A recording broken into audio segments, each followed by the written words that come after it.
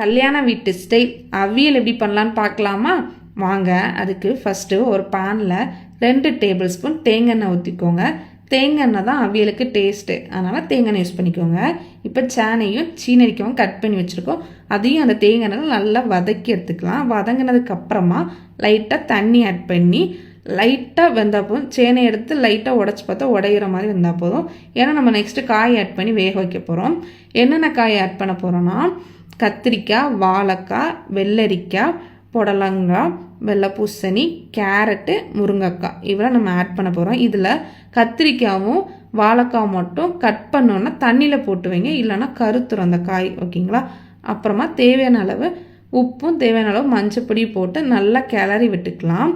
கொஞ்சம் காய் வசங்கினதுக்கப்புறம் ஆல்ரெடி நம்ம தண்ணி சேனலில் இருக்கனால அந்த தண்ணியில் லைட்டாக வேகும். அதுக்கப்புறமா லைட்டாக தண்ணி தொளிச்சு மட்டும் விட்டுக்கோங்க. தண்ணி நிறைய ஊற்றிடாதீங்க, தண்ணி அப்சர்வ் பண்ணவே செய்யாது. இந்த மாதிரி தண்ணி ஊறி வரும். இந்த மாதிரி காய் லைட்டாக வெந்ததுக்கப்புறமா ஒரு ஆஃப் மாங்காய் கட் பண்ணி வச்சுக்க, அதை ஆட் பண்ணிக்கோங்க. மாங்காய் ஃபஸ்ட்டே போட்டிங்கன்னா குழஞ்சிரும். ஓகேங்களா? இப்போ அந்த காய் ஒரு பக்கம் வேகட்டும், நம்ம தேங்காய் அரைச்சி எடுத்துக்கலாம். ஒரு பல் தேங்காயில் 5 சின்ன வெங்காயம், 5 கேஷ்நட்டு, 1 டேபிள் ஸ்பூன் ஜீரகம், 3 பச்சை மிளகாய், லைட்டாக தண்ணி விட்டு நம்ம குறைன்னு அரைச்சி எடுத்துக்கலாம். நைஸாக அரைக்காதீங்க, குறைன்னு அரைச்சி எடுத்துக்கலாம். இப்போ அந்த தண்ணி காயில் இதானதுக்கப்புறமா தேங்காய் போட்டு நல்லா பச்சை ஸ்மெல் போகிறது வரைக்கும் கிண்டி எடுத்துக்கலாம். இப்போது தண்ணி ட்ரை ஆனதுக்கப்புறமா 1 டேபிள் ஸ்பூன் தயிர், தேவையான அளவு கருவேப்பிலை, 2 டேபிள் ஸ்பூன் தேங்காய் எண்ணெய் ஊற்றி நல்லா கிளறி அடுப்பை ஆஃப் பண்ணிடுங்க.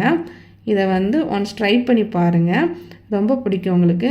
எல்லா காயும் இதிலே ஆட் ஆயிரும்.